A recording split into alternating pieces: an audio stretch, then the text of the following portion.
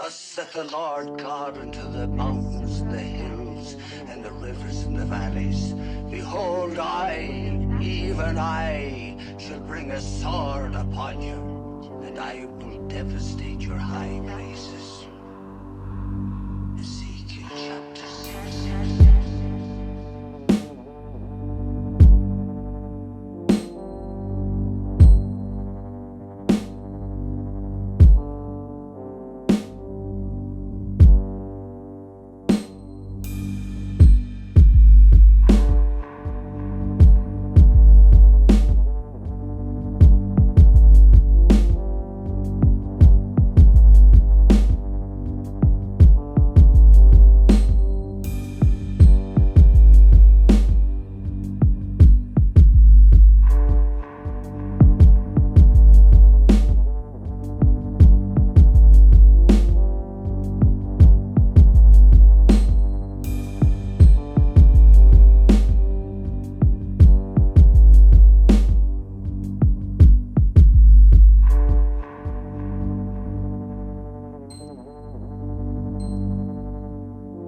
I hardly think a few birds are going to bring about the end of the world.